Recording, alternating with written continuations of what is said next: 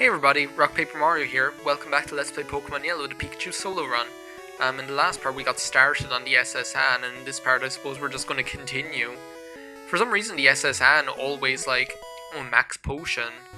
His name sounds good in your ear, but when you hear it you mustn't fear, because this potion may be used by anyone. For some reason, I always envisaged the SS Anne as being far longer an area than it actually is. There's actually not that much to it. We'll get finished in this video, you know? It's pretty straightforward, and not even all the NPCs or even trainers that you can battle. Look, this horsey.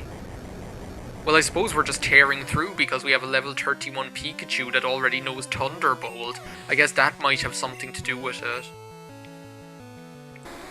Even the rival battle isn't going to be that difficult. I feel really bad for hurting these Shelders though. I really like Shelder. Even though I still can't imagine why they're able to levitate around the place. In Pokemon Snap, the way they just come out of the river. My throat is really dry and I don't even have anything to drink because I recorded, what I've recorded today, I recorded those 2 parts of Mario Maker. Then I recorded Spaceland and Dreamland in Kirby's Epic Yarn, one after the other, and I only had 1 Mocha. Usually I have a Mocha for every world in Kirby's Epic Yarn, as is tradition with that LP. But this time, I only had 1 Mocha for the 2 worlds. And I didn't even make myself tea or anything, so... Because the thing is, I don't feel like drinking tea right after having the Mocha, but it's cold as well because it's winter, so I don't feel like drinking a glass of water either, you know? But at the same time, my throat is dry from doing all the talking. This is this is pretty much the 4th recording session of the day, because it took me about 3/4 of an hour to record Mario Maker. I recorded about 2 hours of Kirby's Epic Yarn, and now I'm going to be recording an hour of this, most likely. So my throat is being put through its paces. Apparently this guy has a thing for feisty kids like me. So it's time to put it's time to be a stranger danger ranger and put this creep in his place. With a Thunderbolt. Oh my god. My throat. I don't know what, maybe is that going to be the tradition of this LP, me talking about my throat? I'm actually I'm wondering how long this LP is going to end up being, because it's going to be a lot shorter. I can envisage it being a lot shorter than I think it's going to be, if you know what I mean. I remember the original Pokemon Yellow LP was something like 53 parts, I think. I think it was 53 parts, and some of them were a bit long. And I think the last couple of parts obviously were... Ooh, an ether, that's actually really useful, because I might actually end up using them in this playthrough, because the last couple of parts were actually the the extra ones, after the Elite Four, when I went and caught the legendary birds and went and caught Mewtwo. I'm not even going to be doing that in this playthrough. And obviously there was a lot of stuff that I did in the original playthrough, in the original LP, that I'm not going to be doing in this, so... I don't know, I can imagine this being 35 parts, maybe? That's what I'm predicting. Something in that realm. Because obviously, I'm only going to be doing the bare bones. Going through each area, fighting all the trainers, not even bothering catching anything else. So, it's going to be a bit shorter than an LP would normally be of this game. Because as well, by virtue of the fact that Pikachu's getting all the experience, TM44, that's rest as far as I remember. That's ingrained in my mind, because it's always, TM44 is always rest. Well, it was in Gen 2 and Gen 1 and Gen 3 anyway, as far as I know. Look at this guy. I remember his sprite used to remind me of that one character in the Bakuman manga. What's his name? That guy who becomes their manager at some point or whatever, when they're doing the Like, and he's really new, and they're like, what about like the original guy who was our agent? I don't know what they used to call it, like manager or agent or something. Like, and there was the guy Hitori was the first guy that they had as their agent, and like they really got on really well with him. And then they ended up being with like this other guy who they liked as well, and who I really liked as a character, but he was a bit of a goofball. He was a bit of a goofball, but they ended up doing well. But he wasn't able to get them to like to their full potential or whatever. And I remember that's like what Miura, is that his name? Miura? I think that was his name, Miura, M-I-U-R-A. Matey, you're walking the plank if you lose. Joe, what film I watched at the weekend, actually, like the last half of it, and I was in tears with laughter. I was watching, like, the Amazing Stories film, where, like, there's one story that's directed by Steven Spielberg, about that guy, the cartoonist in the plane that's about to crash. But then there's this other second story, because it's like an anthology film, I suppose, technically. There's this other second story with Christopher Lloyd in it as a teacher. And these two students end up killing him with a magic spell, and they didn't mean to kill him, they only meant to make him sick. So then they decide to use another spell to try and bring him back to life. But like, because they need like a picture of him as one of the ingredients for the spell. The graven image is what they used to keep calling it. And every time they said it, I kept hearing it as craven image. So what I'm going to do, I'm just going to go back and like heal up. I'll be back in like 2 seconds. Okay, I'm back. As I say, like every time they said graven image, like I thought they said craven image. And I was like, oh my god, a craven image? What's that supposed to be? Like a depraved image of Christopher Lloyd. But they ended up like ripping it in half, so it was like the head came off it. And I was like, oh, watch now, he's going to come, only his head is going to come back to life or something. But it was even better than that. Oh, this is the guy that saw Snorlax. And we get to like see him. I think when this happens, just like when you see the evolutions in Bill's lab, I'm pretty sure it adds them as viewed or as seen in your Pokedex, even though it doesn't add them as caught, obviously. But yeah, I was like, oh, watch now, only his head will come back to life. Well, it was even better than that, because he came back to life, but his body and his head were like separated from each other. And just the way it looked when he was moving around, and they kept showing like these really hilarious close-ups of Christopher Lloyd's hilarious face doing all these expressions, and I was in tears laughing. It was just so funny. But there was this one part where the body was running along outside, like Christopher Lloyd's body was running along outside, holding Christopher Lloyd's head in his hand, and it crashed through a garden fence, and they showed this close-up of Christopher Lloyd's face spitting out these big chunks of wood. And I can't even like sufficiently describe how hilarious it looked. Just suffice to say, I was like curled up in laughter. It was like I felt like I was going to die with laughter on the couch watching. Like, I had to rewind it and watch it again because it was just all too much to handle.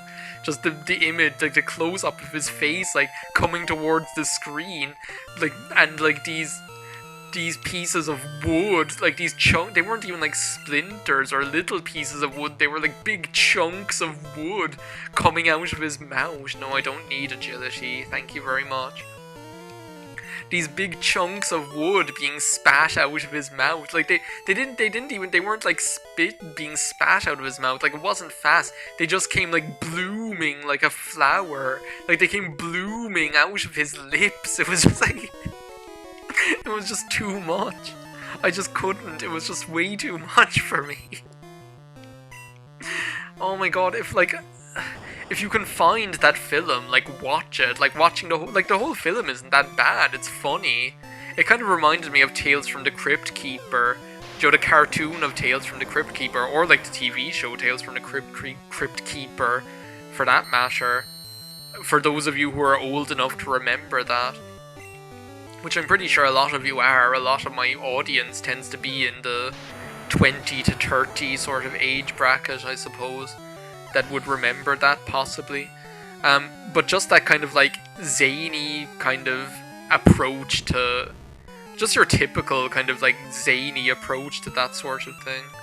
Please, I don't have. See, even if I were doing this in like a later generation, Seismic Toss would be even more useful against this Magnemite.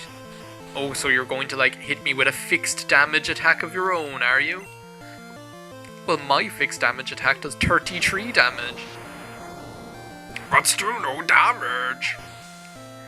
That new Star Wars film, and it'll have to be coming out soon enough, won't it? That like new one, it's not like the sequel to... It's not like the sequel to the other sequel, I don't know what I'm talking about.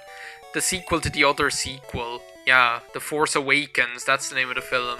It's not the sequel to that yet, it's the other one, isn't it? About like Han Solo. This is like the Pikachu Solo, like Han Solo. Yeah, Pokemon that can use caught. Seen some, yeah, like Lapras. Aren't they doing away with HMs in Sun and Moon? Aren't they like making it so that like you just like get access to these Pokemon that'll do the stuff for you, like Sharpedo and stuff like that, that you'll be able to ride around on Sharpedo? A gentleman, apparently, wants to battle with his Growlithe. Aren't you just a copy of that other gentleman with that other Growlithe that was up there? It's the same thing.